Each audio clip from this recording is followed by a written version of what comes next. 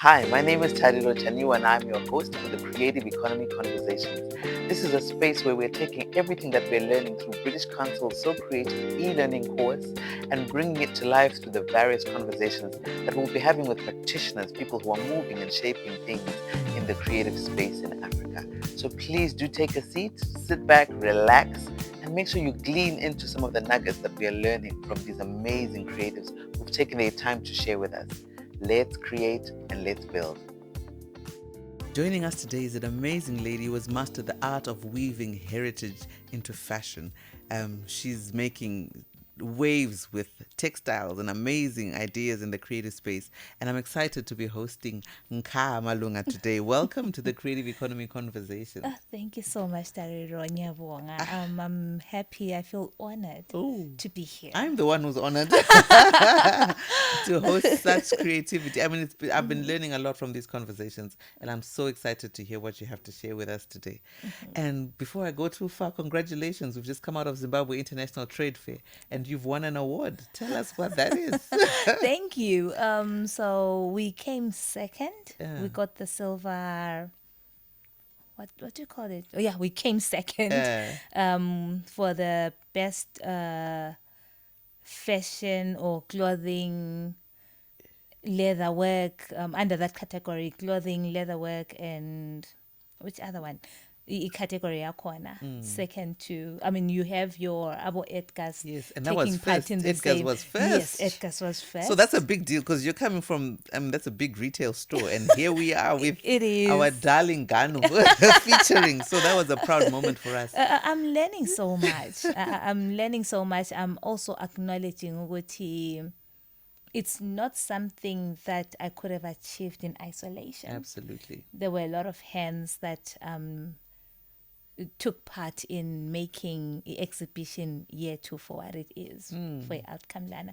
And I'm grateful for everybody who contributed something to the final result of the exhibition stand. I must say, even with the exhibition stands, whenever I see them, I'm always looking for the creative edge, and yours really stood out to have a touch of creative. So it's refreshing to see. Thank and you. Thank you for representing us so Thank well. you so much. While we're at that point of partnerships and collaborations, tell us how you've managed to find the right team and work with the right people to bring the brand Ganu to life, and what that looked like for you. It's been a trial and error, but I embrace every encounter. As an artist, I'd like to believe that we tap into our intuition, we tap into our spirituality a lot. So I've had to go through those phases, trial and error, and in the process, you learn so much about yourself. Hence, it gives you direction on who you align with for the final result. And I've worked with Omama from Emakaya. I continue to. I've collaborated with fellow artists. It's a journey that one cannot put a timeline or a time frame to. You just cannot put boundaries, but you never know the outcome of the collaboration. So good. At times, you always have to keep trying until you get it right. Yes. So in my case, I've worked with people, from different sectors, different fields. It's a journey that I embrace, but it has shaped my outlook on life currently and who I choose to work with, who I choose to apply aura yami towards. So good. As an artist or as a creative entrepreneur, let me use that. As a creative entrepreneur, it's what makes or breaks your relevance in the industry. So good. If you're able to tap into that part of you, you're able to pick out who you can, long-term work with. You're also able to pick out the lessons that you've learned from those collaborations you won't be revisiting again. It's still a lesson. It's still a lesson. It's still a lesson. It's still an unpaid PhD. Yeah. Let's go back to the origin of Ganu. Beautiful storytelling, by the way, when it comes to the story around the name. Tell us about how you came up with the brand. Ganu is a brand whose name I extracted from Ganu. Ganu, isihlahla somganu rather, is a tree that's associated with spirituality a lot. Okay. But at the time when I came up with the name, I just felt it was catchy. It It sounded is. nice. It rolls off the tongue kahle. It's minimalist kahle. So I just had to extract Ganu from Umganu or Amaganu, which is the Amarula tree. Okay. It's a spiritual tree. And back in the day, it's a tree it's a tree for the gods and the goddesses. So I wanted a brand that spoke to greatness, Oh, so good. and hence I came up with I derived the name from Umganu. I wanted to create a brand that could tell such stories of our forefathers and where we are going as well. And when you look at the international market, it's a luxury brand. It speaks of provenance, originality. They buy the stories of where we come from. At the end of the day, it's the difference between I want a piece of Zimbabwe and versus ukuthi, oh, that's a beautiful pair of shoes, versus So ukuthi, that's a piece of Zimbabwe through those shoes. That's how you want to differentiate yourself from what other brands are offering. So Ganu is that. I want umuntu who looks at Ganu and feels that's a piece of Zimbabwe that I want to be in my wardrobe. So good. Yeah. And your stories and your designs and there are a lot of heritage, a lot of culture. How do you balance the culture aspect, the heritage aspect with your creativity? As a young person, if I may put it that way, as a young person, I try to appeal to my taste and to my generation. And I'm fortunate enough that I've had these lessons from Okoko, Okulu, the elderly who have this knowledge.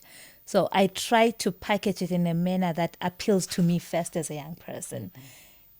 At the end of the day, if we have to preserve this part of us, it's the future that will preserve it. And I'm the future. And if I'm able to tap into what appeals to me, it could be fashion, it could be the kind of furniture that I like. Hence, I have to convince myself first as to what appeals to me, as to how I can get it further from Okoko. You look at it, I've always said this, Uguti, in any business that we're in, we should look at it like a revolution. And the revolution is a relay, one button stick to the next person. Yes. Our mothers, our forefathers, our grandmothers, they've played their role and they've passed the button stick to us. And in this case, they've tried to preserve their artistry, their craftsmanship in the best way they know how. Our generation, Layo, we need to understand our role in the revolution. And when you look at it, Mina, as an artist, like as a creative entrepreneur who's specializing in fashion and textile, I need to understand the impact my purpose has. I'm able to relay a message by dressing up. Yeah. I'm able to convey a message. It could be, impahla zama slogan, impahla zilanlani. Yeah. Those kind of messages or that kind of communication needs a designer, needs a creative like myself. So I understand my purpose in that.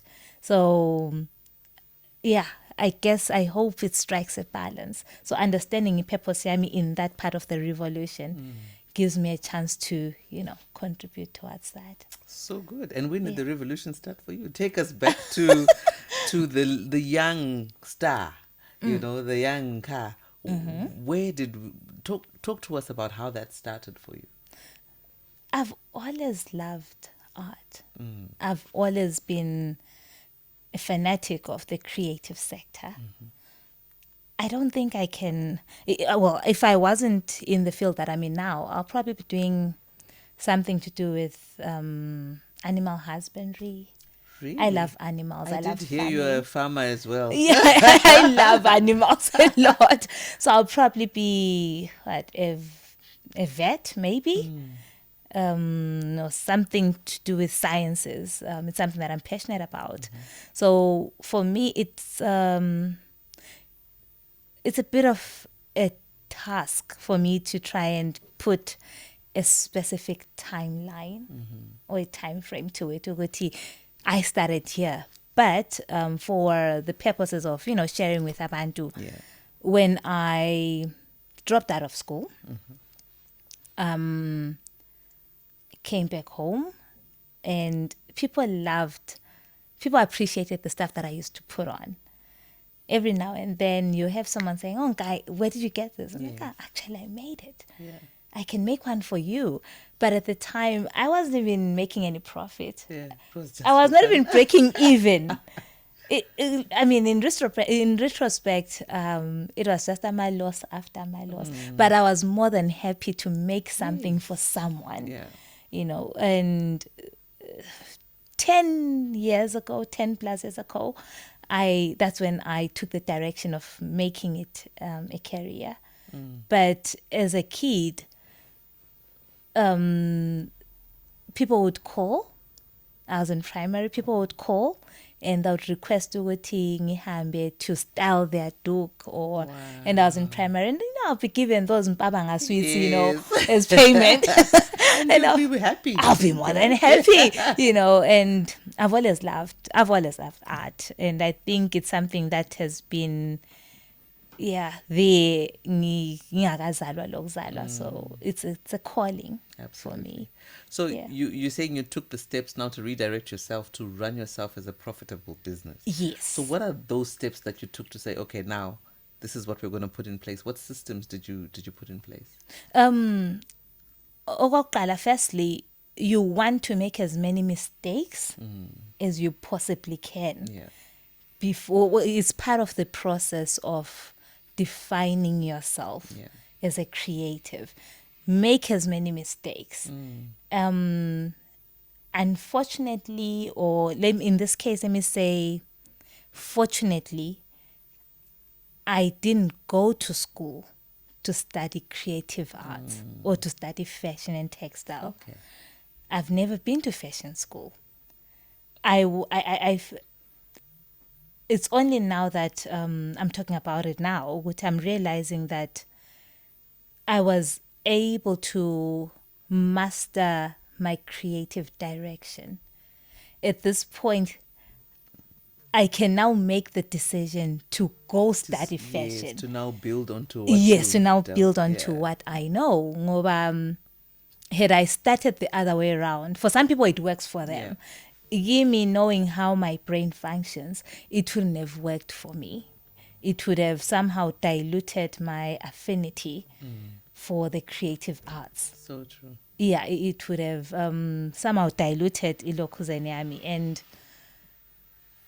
the direction that I took later on, the good thing is that the Zimbabwean,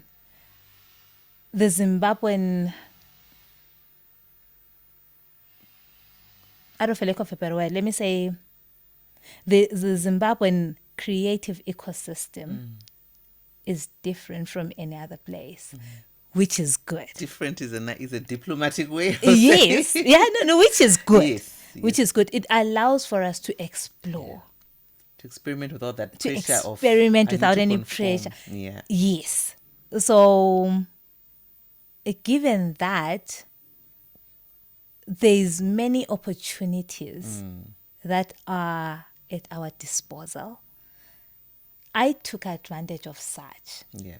And one of the programs that helped me to define my systems, there is a program that was availed to designers who've never been to fashion school by Edgar's. Oh, wow. And I was one of those that were selected to take part. So went there, I learned so much. Like what? Like what are the things that you learned? How you run a fashion enterprise Okay. from a very high level. Okay. The rest is up to you. The rest is up to you. So I got there. You then understand ukuthi there is a design studio. There are people who do your sampling. There are people who do the laundry. There are people who do, it's an entire creative value chain under one roof. And the rest is up to you as to how you apply it to your business. It helps you define your niche. It helps you define yourself. And at the end of the day, you could even figure out, what, being a designer is not really my thing. I would rather be a buyer, a fashion buyer. So you identify yourself in that entire chain. And that information you learn, or that experience you get under one roof. So taking part in such programs, and the quality assurance, there's programs run by Citizen Trade, and embassies have also availed certain programs that help you define yourself. You're also Mandela Fellow, aren't you? Yes, I'm also you Mandela are. Fellow. Just clicking now that you are a Washington Fellow. So there's so many, like I said, the Zimbabwean ecosystem or Zimbabwean landscape has all these things at our disposal, but it's up to us to take them in. So to answer your question as to which systems I had to take in, or everything has been aided by the need to learn as well.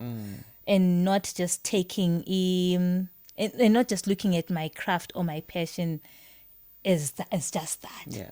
At some point, you need to define the kind of rooms that you want your brand to be mentioned in. And I've always wanted my brand to be mentioned in places that I've never even had to set foot in. So that's how I've been able to define my brand. I want my brand to be mentioned alongside Christian Dior, alongside Abomaxhosa, Baila Duma. And it takes a lot of effort for me to do, for one's brand to get there. So we also need to put in the work. As much as there's so much at our disposal as creatives, we also need to acknowledge ukuthi maybe at some point we just focus on the passion of a creativity kuphela. We overlook the financial literacy part of things. We overlook the quality assurance of things. There's so many things that we need to look into. We also need to play our part. It's one thing ukuthi have Ganu and I'm passionate about it. It's beautiful. I make beautiful pieces. But what systems or how best can I position myself in terms of quality, in terms of trend settings? I have to be able to compete on that level. And I've had to put in the work. There's a lot of people that I've had to engage. As I said earlier, the other thing we need to focus on, a brand cannot, where we are currently, globally, not just Zimbabweans, we cannot excel in isolation. You need to find yourself working with Tariro. You need to find yourself, ngoba she'll be able to tell you, with no, mina, as an artist, when I'm singing on stage, I want to convey this kind of message. The current affairs demands A, B, C, and D. So I also need to be up on my feet. I also need to be jacked up in that way. So, So good. And I love that you talked about the value chain and how you're looking at different aspects of it. And I'm seeing that you've also chosen to take a specific side of the value chain by focusing on textiles. Talk to us about that decision and how that's been going for you. And what it actually means to focus on textiles.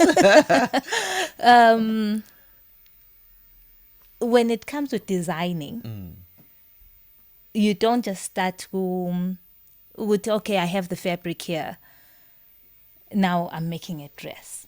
If you want to have at least a say in the outcome of isigqoko or a dress, you need to envision the fabric to start off with. And in my case, I advocate for sustainable measures in clothing, whether it's the production or anything that comes with what you are putting on. Yeah. There has to be, where we are currently, those are things we need to be looking at. The legacy that we're leaving. Yeah.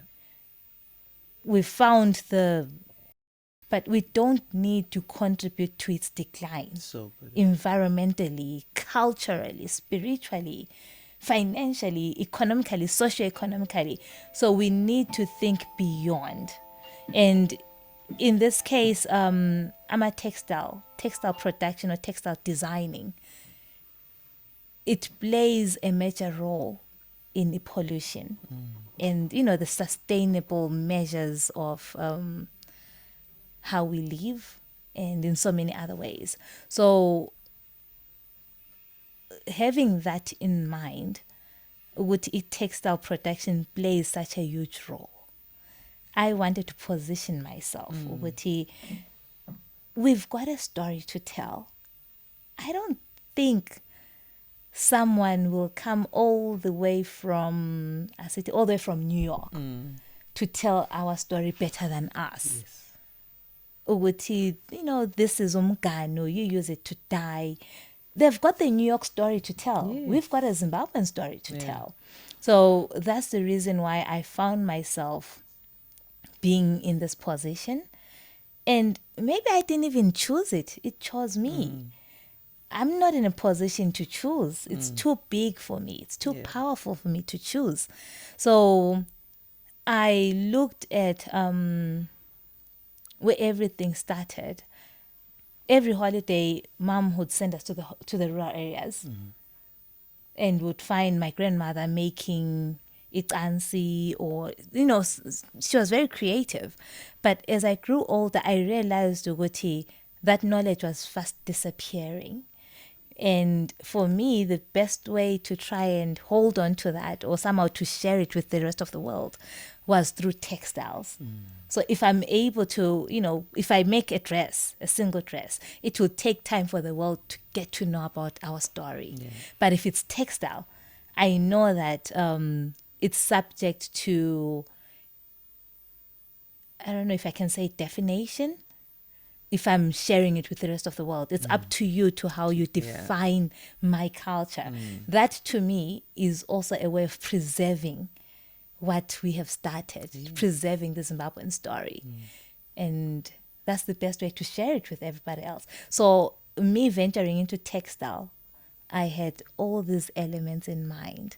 We've got a very strong and beautiful story as Zimbabweans. And what's the best way to share it? Let me design it from the textile level. Yes. Then how they relate to it, I'm happy to find out how they position themselves in the Zimbabwean story. So good. Textiles. So there's a lot that we use. We've got our cotton, we've got our leather, we've got there's so much. Our plant-based dyes. There's so much to explore. There's room for further exploration. Yeah. We've got a story to tell. We're just starting. Yes. And the world has always harvested or harnessed what we have. Unfortunately, we've been the backbenchers of our own story. And through textiles, before we even make the design, the dress, through textiles, we've been able to position ourselves creatively, and it can only get better. Are you ready to turn your creative ideas into a financially rewarding business? To take your creativity further and make that creative side hustle your main hustle?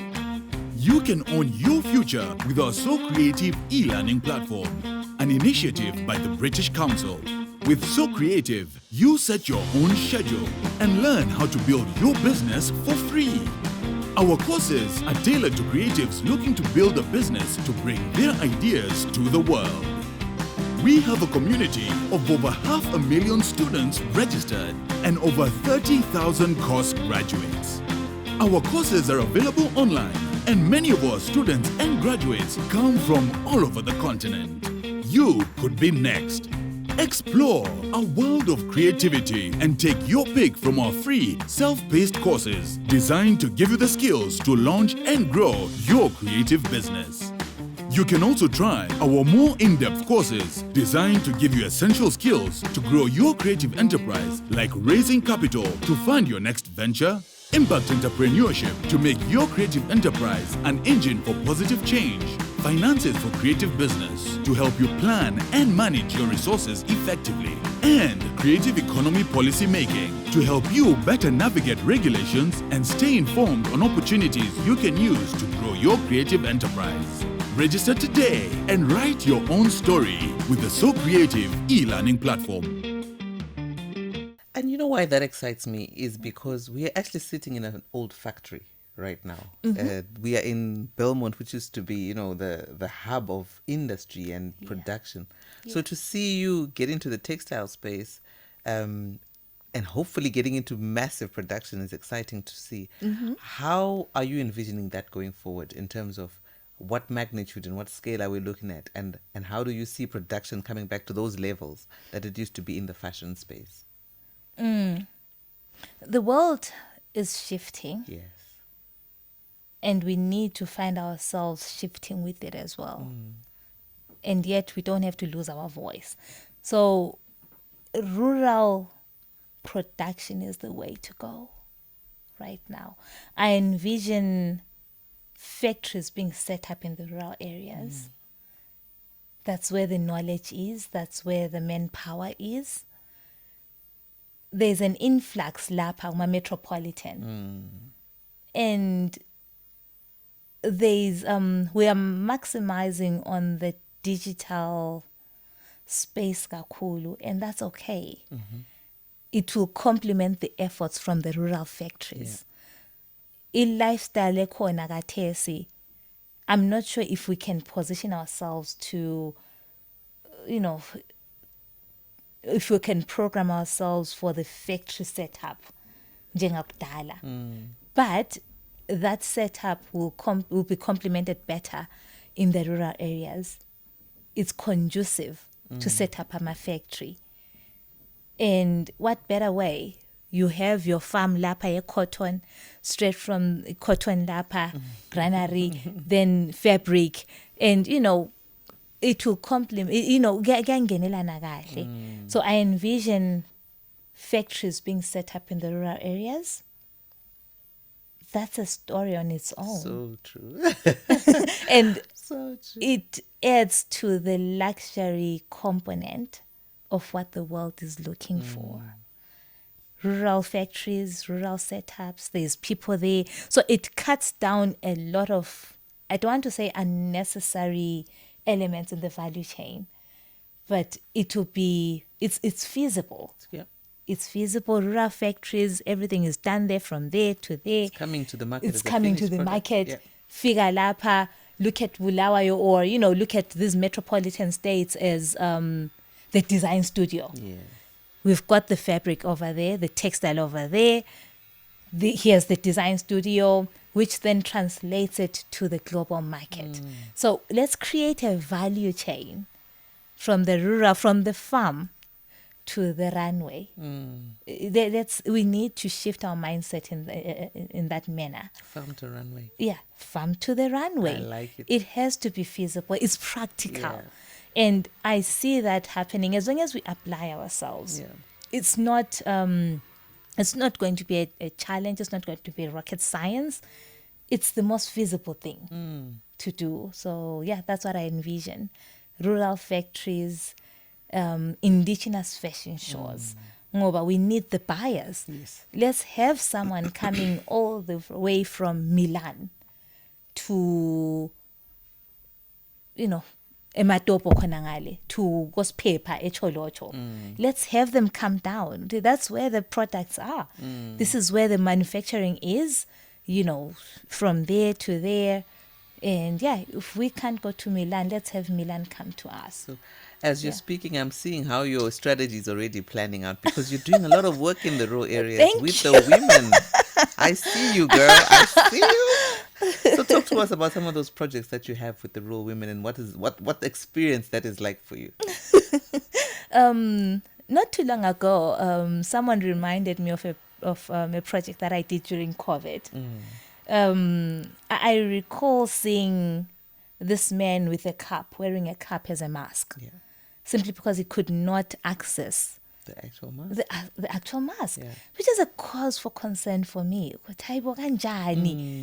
This thing is not difficult to make, so I managed to get some funding, and my proposal was, let's have people make this in the rural areas. So that was my attempt to see if it's practical or not. Yeah. Or can they work, can they produce, can we introduce a system that allows for them to work? Yeah. And then we can figure the rest out as we go. So managed to secure the funding. I got some machines for everyone. If I'm going Ematobo or if I'm going Elupane, I'm able to leave machinery with everyone who takes part. Wow. I got these, portable machines and some fabric. This is how you make a basic mask. Yeah. So my approach was, I'll teach them how to make a mask in 10 minutes. It shouldn't be that difficult. So I visited, I think, 7 or 8 rural areas during COVID, and I was teaching them how to make those things. So at a go, you'd find I've got about 30 to 50 people taking part. Yeah. That's And whether it's the amazing. traditional, making use of your needle and thread Yeah. without the machine, you should be able to make it. So I look back and it makes me smile and it makes me very emotional. Ukuthi, I'm happy that we achieved that. We introduced a system like that to Abantu, and you have Okulu, Okoko taking part in the program. So I'm happy we tested the feasibility of a rural factory. Yeah. And at the end of the day, I remember at the end of one of the trainings, the ladies were able to get an order from one of the schools Oh, so good. to produce a mask for the school, So good. which was great. And Labo, they could see how possible it is Yeah. for a rural factory. And where I am now,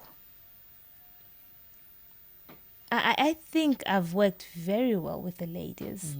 And it's when you understand rural development, structures are corner, it becomes easier. What there is the traditional leadership. Yeah.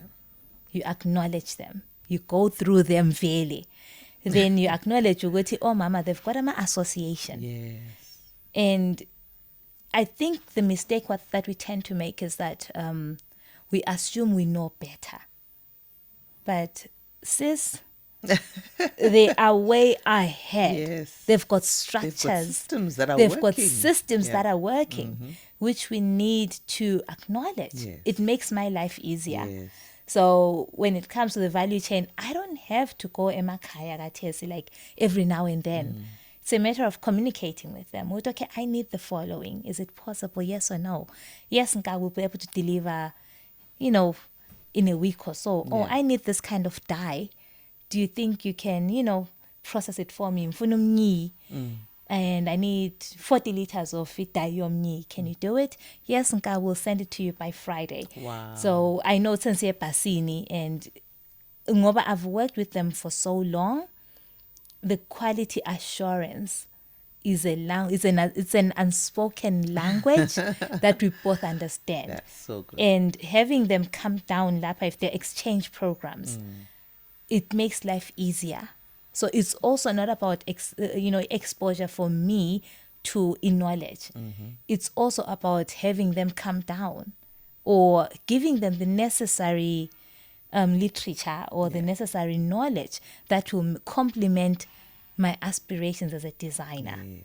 So there's a lot that needs to be done, but I believe we are on the right track. So good. We're trying. So We're good. not there yet, but we're you're- getting there. I'll be following because I really want to hear more of these stories and how you're experiencing. That should be interesting. One of the things that we are learning through a course called the So Creative e-learning course is design thinking. Talk to us about what that process is like for you. And I'm looking at what you're wearing already. I know you. I hope you can see it because it's amazing. But talk to us about what your design thinking process looks like. Jeez, I had a similar conversation. I think sometime last year. Design thinking and critical thinking, you can't separate the two. Yeah. There has to be a vision. Yeah. It's not just about me. Ngoba if ngingaphika ngokuthi I'm an artist, artist function ngemood yabo. Yeah. If I feel this way today, that's me.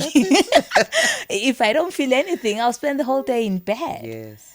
But design thinking, critical thinking, it fits into the vision one has as a creative. So I plan my things latest 2 years in advance. So something I execute this year is something that I probably wrote down 2 years ago or 3 years ago. Yes, there's pending things, creative things that I've been meaning to do, but I know they are backed up somewhere. There always has to be a model that I use. You write it down, you plan it out, you run it past a few people, and it has to be, if I cannot explain it to a grade 1, it's too complex for me. If someone cannot explain it to me as a grade 1, it's too complex. So make it as basic as possible. Yeah. And it has to fit into the vision Yes. that one has. So I try to keep my critical approach or my design thinking approach, keep it as basic as possible. And it has to feed into the socio-economic background that I have. And above all, the cultural aesthetic, it has to be there some way because that's who I am. You can only create from who you are. I can only create from who I am. Yeah. So, yeah, I hope I responded. Oh, yes, you have. Perfectly. Perfectly. You know, when I saw you at ZITF, I was like, okay, this business is scaling. Big time. Thank It's you. scaling. Your presence there. Like, I can't tell you how amazing. Your presence there just spoke volumes for me. Thank you. And for a lot of us in the creative space. Thank you. But with scaling comes new challenges, new responsibilities. What are some of the things that you're putting in place now to take the business to the next level? That's a good question. Legally, one has to have a backup, not just for myself, Yeah. but for the communities that I work with. Yes. I've always said that as a creative, we now need we need to be building legacies, putting systems that that allow for what we stand for. To stand, I mean, it has to be a legacy. Yeah. So looking at it that way, I can safely say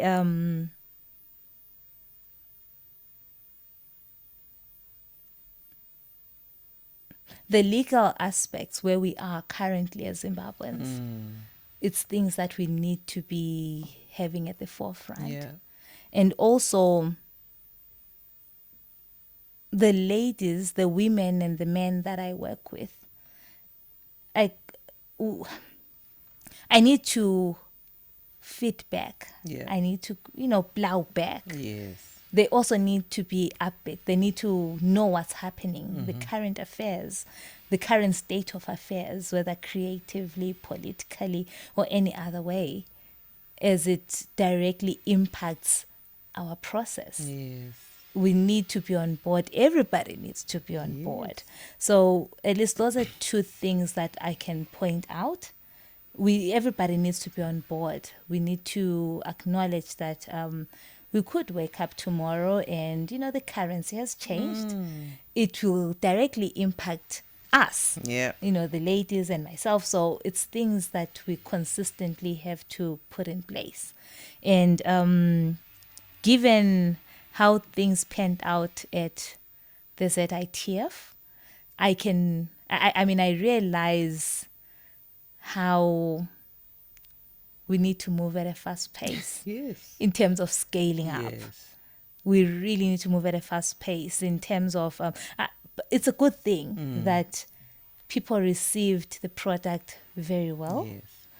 and that it means more jobs for people. Yeah. It means the possibilities of establishing more factories is higher. The possibilities are higher.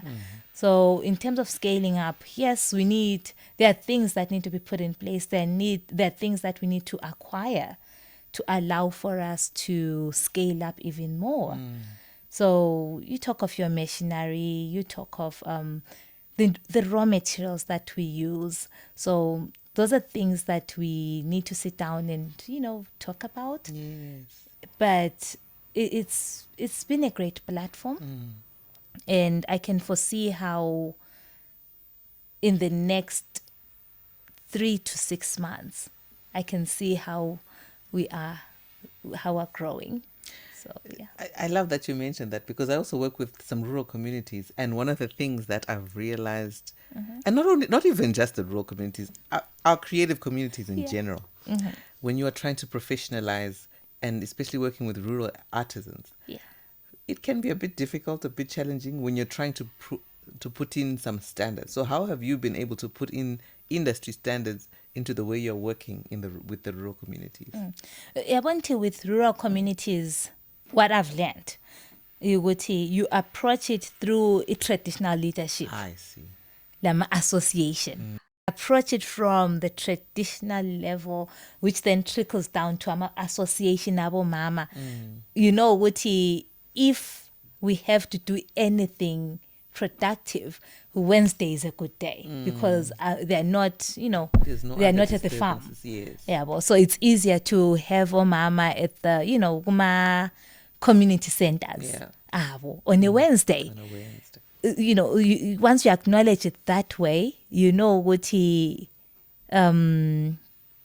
acknowledge it that way, everything else, it's easier to communicate with our mama. Something as basic as that. Yeah. Ngoba when you overstep something that some people would consider basic, it's very easy for the ladies who would be, you know what, nah, we're not going to, she can wait. Word travels fast. Yep, she can wait. She can wait. Simply because they feel disrespected. Yeah. So there are things that are deal breakers. Yes. When you're working with rural communities that you need to uphold before we can even talk business. Yes. When you respect them, they will do anything. It's easier to communicate. No, I don't like how this is panning out. May we correct this? If anything, they're the ones who come up with ideas, better ideas than yourself. And when it comes to the end product, if anything, they're the ones who tell you, that hem or this dye, we don't like how this came out. We feel it can be a better product if we do this. But it now depends with how you approach them. That determines the level of professionalism you reach with them. A relationship here, with a professional relationship, at which level it gets. Yeah. So there are certain moral or there are certain principles that you need to, put in place before you establish that kind of relationship. So for me, that's how I've managed to tackle it. To get to the professional level of the relationship, I need to humility, respect. It goes together. So when approaching them, if you want to cement the professional relationship you have with rural communities, those are elements that you need to acknowledge. So that's how I've approached things. And like I said, it's a trial and error. Trial and error. At times you get it right, but when you get it wrong, take it as a lesson. You try again until you find the association, the rural association that complements your efforts. I came across one of your exciting projects. I hope I say this correctly. Umshado kaMbulumakase. Okay, umchato kaMbulumakasane. Tell me about that one. That sounds very interesting. Oh, wow. So, growing up, ugogo used to, I'm a folklores. Yeah. So it's a folklore, umchato kaMbulumakasane, where there is these two princesses. Rather, let me talk about the one princess who is Ubuhlalu Sebenkosi. So Ubuhlalu Sebenkosi somehow gets, let me just summarize. She was the daughter of a king. So this one time, the kingdom was under attack. Then the king says, if anything happens to me, go to your sister's place. The sister was married to someone else. She was married off to some other kingdom. Okay. So the father says, if anything happens to me, I need you to go to your sister's place. And on the way, so suddenly the kingdom was under attack, and the father turned into a frog. It was, a military strategy for that particular kingdom. So when Ubuhlalu Sebenkosi saw that happening, she decided, hey, Ubaba told me to run away. Yeah. So on her way, she meets Imbulumakasane. Imbulumakasane is like a monitor lizard. Okay. So that monitor lizard says, hey, you're so beautiful. May I try on your dress? You can see that I'm, visibly not okay. Can I try on your dress? So Ubuhlalu Sebenkosi says, you know what, I'm on my way to my sister's. She was crying. Yeah. And, there's a song that she was singing. Then eventually she removes that dress. Mbulumakasane, wears that dress. Mbulumakasane gives Ubuhlalu Sebenkosi her dress. So they exchange dresses. Yeah. Then, she made these demands. Okay, where are you going? The princess tells Mbulumakasane, okay, blah, blah, blah, blah. So fast forward, Mbulumakasane somehow disappears. Oh, with And her dress. yeah, so Mbulumakasane goes to that kingdom, the sisters, the older princess kingdom, and says, I'm Ubuhlalu Sebenkosi. Then they kept saying, And at first they're like, okay. But ngoba the monitor lizard had found out everything they could. So fast forward, after some time, there was a wedding. Ngoba Ubuhlalu Sebenkosi was meant to get married to someone from that kingdom. Yeah. So fast forward, they then realized that something is off about this bride. Is this the actual Ubuhlalu Sebenkosi? Yeah. Then got okay, how do we structure this? So the original princess, Bamtola, why are you here? What are you doing here? Then she narrates the story. Yeah. She says, that's an imposter. But so it's okay. To find out who the imposter is, we'll have to come up with a plan. You have to jump over the fire, or alternatively, you have to jump over, monitor lizards. Mbulumakasane loves milk. So they dug a hole, put amasi over there. They knew when they have to jump over, whoever has a tail, it will unfold. It will reach out for the milk. Yes. So there was a wedding. And as they were jumping over, the tail unfolds. That's how they found out the imposter. But now, back to the project. I was digressing. No, we needed now to hear dialing that story. it back. Yeah, Story. I was just summarizing. So now in my head, I was like, what if Mbulumakasane and the actual bride represented the same person? As women, we go through those phases in life where you wake up and you really don't feel like yourself. But that doesn't mean it's the end of the world. Yeah. And there are days when you wake up and you feel your best. That's also great. So I believe that Mbulumakasane, the monitor lizard and the actual princess, they represented one person. Yeah. Only that it's different phases in life. And that's how I came up with a bridal collection to represent that. Wow. Yeah. Such a beautiful story to it. Yeah. Oh wow. I love how everything around your work is weaves into storytelling. Thank Right. you. As we are rounding up our conversation, what is one thing that you would change for the creative economy, particularly in fashion? If there's a fashion designer watching this today, what is that one thing that you would like us as creatives to pay attention to make sure that we are sustainable?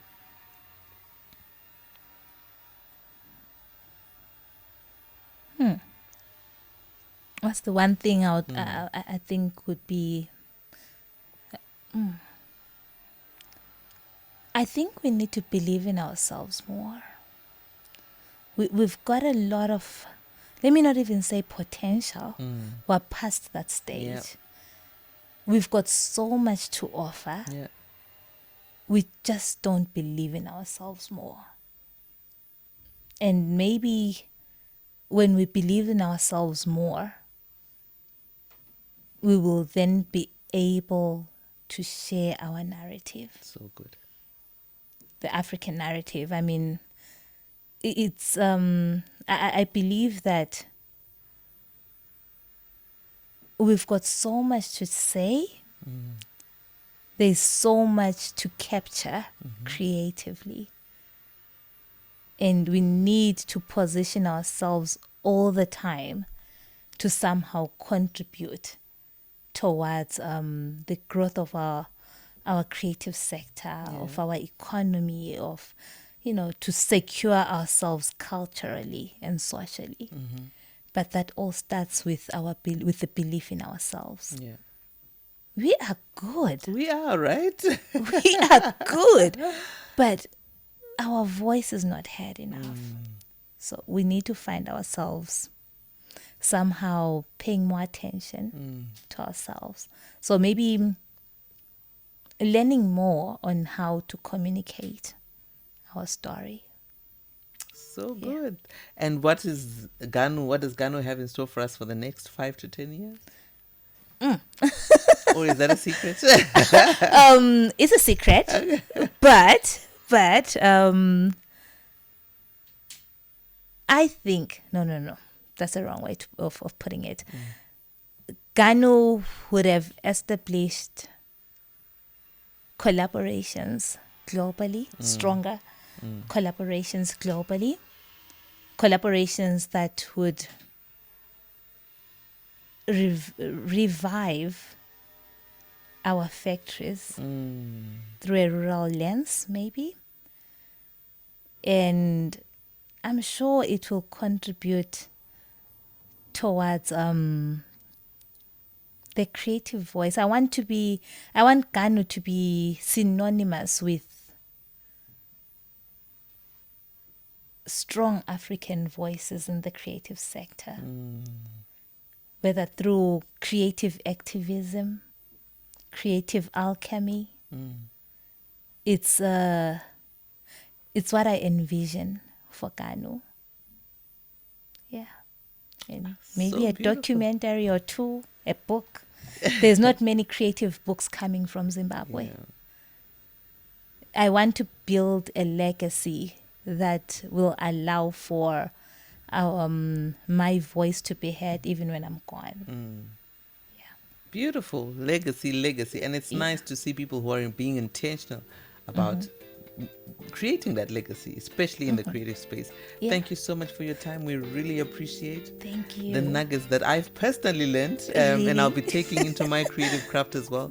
If you've enjoyed the conversation, please do stay with us and watch some more of these creative economy conversations. We've come to the end, and I hope you've enjoyed.